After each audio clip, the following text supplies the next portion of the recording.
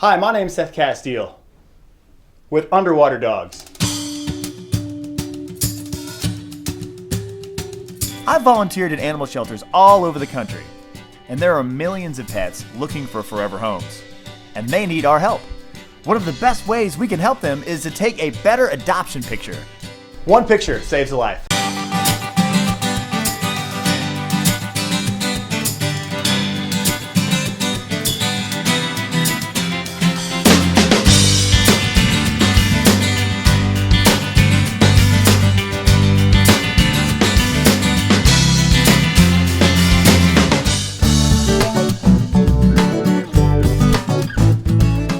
One picture definitely saves a life. I'm John Paul DiGioria, the JP and John Paul pet, and I'm here to introduce you to a groomer who's going to show you how to save a life. By the time you're done, you'll find out how to be an incredible groomer, to give this pet that opportunity because you gave them that opportunity to look their best so they can have a home too. So, let me introduce you to Donna, who's a groomer who'll take it from here. Donna? Hi, this is Donna Owens at John Paul Pet Salon here in Laguna Niguel, California. And I'm here with Seth Castile and his pet Nala. And we're going to show you some great ways to use John Paul Pet products to clean up a pet because... One picture saves a life. You ready, Seth? I'm ready. You want to put, there you go, an arm under Here. her waist, right? Okay. And then lift her gently. Here we go, boo-boo. Here we go. Look. There you Yes, go. You're on a good girl. table. And just remember, when you're handling a rescue dog, you never want to pick them up from here or grab them from here. Their Okay. natural reflex is to be defensive. So when you do want to lift, especially a rescue dog, you want to put your arm around their front of their chest and around their waist and hold them securely and close to you so they feel safe and secure. So when we groom the pets professionally, we usually put a lead around the neck. And the reason that is most dogs are conditioned to understand that a lead loosely around their neck means that someone is in control of their destiny or someone is the pack leader. And in this case, it would be me. It is you. She's Very a little good. furry right now, isn't she? She is very furry. Oftentimes when a rescue pet comes in, they're going to be a lot more furrier than this. Yeah. Typically, when a rescue pet has tangles all over them, they end up having to be shaved. Okay. But with a little work and the fantastic detangler, because it works great, we can save the coat and leave them fluffy. If the pet is fluffy, then they're more inclined to get adopted because they look cute and so forth. Yeah. So that's what's important, is that we get these guys adopted. So we're going to try and make them look as cute as possible. Awesome. Yeah, I think for a picture, if I'm photographing a dog that has all kinds of tangles, it doesn't really look that appealing. Right. If we have the nice, fluffy, tangle-free dog, certainly I think that's more inviting. I think people want to come say hello. Right. Let's get you tangle-free. Right. Okay, You got a let's get you tangle in your tangle. hair. Yeah, and I heard that when we groom the pets, that it raises the adoption rate from something like 70% to 90%. Awesome. This idea is one picture can save a life. But if we're taking a great picture of a dog that's not looking their best, Right. it's really not, it's not serving its purpose. So, when we groom the dogs and they look their best and then we take a great picture, the chances are fantastic that we're gonna find that dog a forever loving home. Yes, because we're going to make you irresistible. So these are our John Paul Pet ear and eye wipes. And these are great because they have a saline solution in them. And the saline solution makes it safe and easy to get debris out of the pet's eyes. The saline solution also helps if there's tear staining or staining on the face. With a rescue pet, keeping the eyes clean so the potential adopter can see the pet's eyes is really Yeah. important to make that connection. Absolutely. I mean, the number one most important thing with a good photograph is the eyes. People connect with the eyes. And so we do these kind of glamour headshots of the dogs, getting on their level, and it's really about the eyes and that expression, that moment Right. that makes that dog special. And when their eyes are looking not very good, it sort of takes away from that. So I think that having their eyes look terrific using these wipes is a great idea. So our ear wipes are great for cleaning the inside of the ear flap here. And so you're just going to wipe gently, and this removes dirt and debris. We're not going to go deep into the ear canal. You should never put anything into the pet's ear canal without consulting a veterinarian or without direction from a vet. And we're just going to wipe and clean. And there'll be dirt on the ear leather up here, so you could just rub gently, and the wipe will remove all of that. Good girl, Nala. Good girl. Nala. So here I have the ear and eye wipes. Again, just showing how easy it is to use these. I can just put this in my ear like this, and I now have clean ears and some ear wax right here. And then I can just kind of put this like that. There we go. Look how easy it is. My eyes and my ears are now squeaky clean.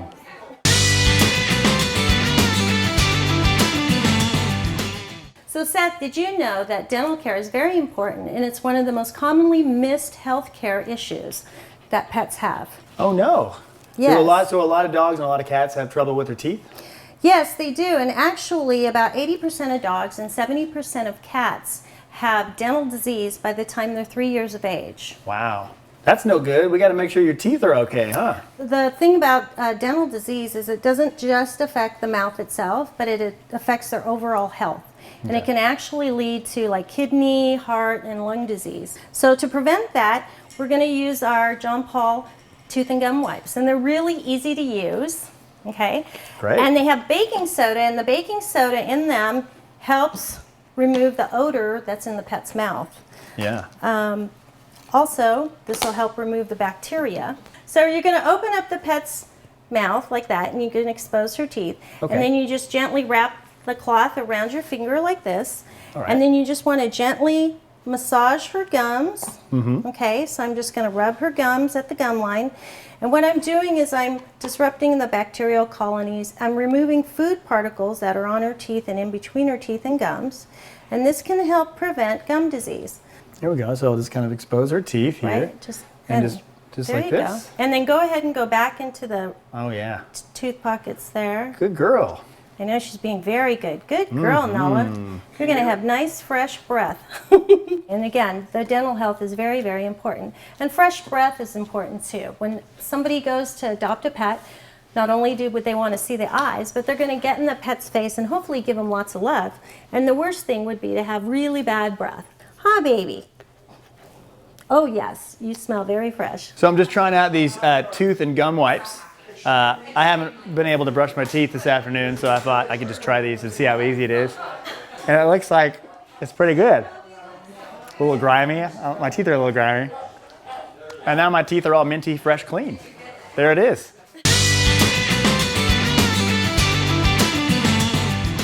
So next I'm going to show you how to use the John Paul full body and paw wipes. Cool. Okay, and these are going to be really great for the rescue because they freshen the coat and it's an easy, quick cleanup.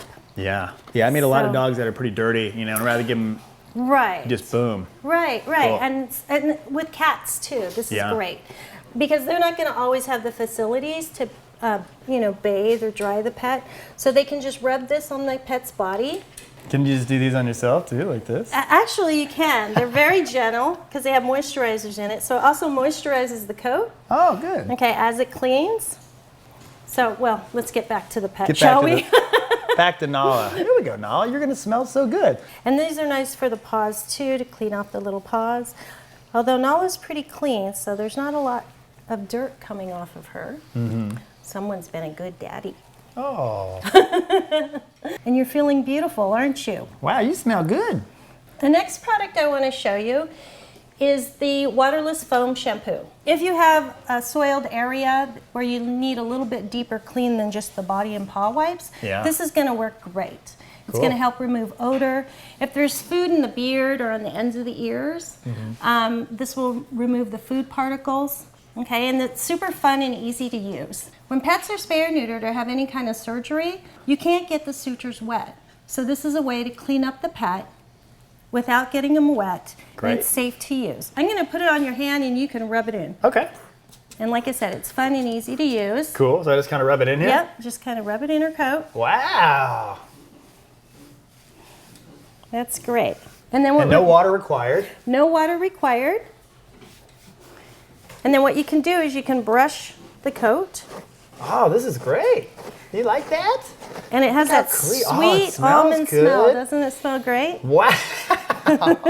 I just need to have some of this around for her all the time because Sometimes she's rolling around in the dirt and everything. Right, right. This is going to remove that. But again, it removes odor and it cleans the hair follicle a lot deeper than just the body wipes. And it's so great for when you don't have bathing facility. What I like to recommend with rescue pets, they're very frightened, and frightened pets tend to release their glands. They have anal glands in the rear. Okay. Okay. And so that's a defense mechanism when they're frightened. And it's hard to get a pet adopted if they smell really bad. And Yeah. anal glands, unfortunately, smell really bad. So we'll pretend like she's a little stinky back here. Okay. Okay, so I'm just going to use a wipe and I'm going to rub that in really good. Okay. And then what you want to do is you want to get a damp cloth and rub it a little more. Okay. So this not only cleans without using a bathtub, but it Yeah. conserves water as well. This is great for that because it's going to remove all the smell Yeah. of that kind of debris. So I'm going to just gently comb. Good like girl. so, and she's like, oh, I don't know about that. And then we'll wipe this the rest of the way out. Okay? And then once she's nice and fresh, I'm just going to take a dry towel over here, Okay. and then I'll just rub her dry.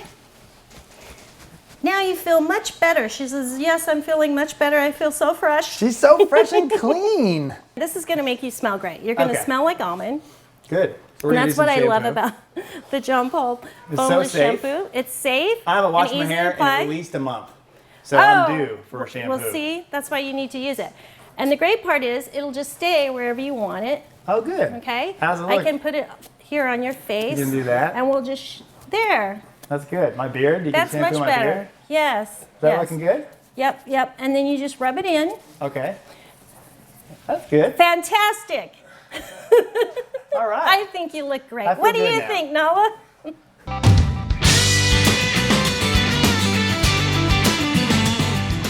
The last thing I want to show you, Seth, is the detangler. And we Okay. talked about this when we first got over here. And we're talking about detangling the little mats on her head. Yeah. And how important it is to make a rescue pet fluffy rather than to shave them bald. Yeah. Okay? They look really sad when they've been shaved. And they just don't get people to look at them when they just see this pitiful bald animal.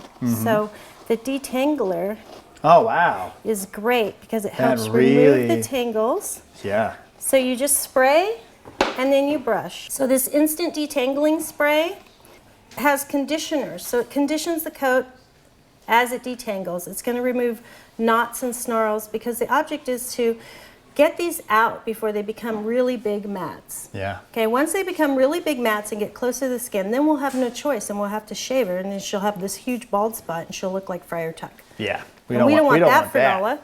No. Good girl.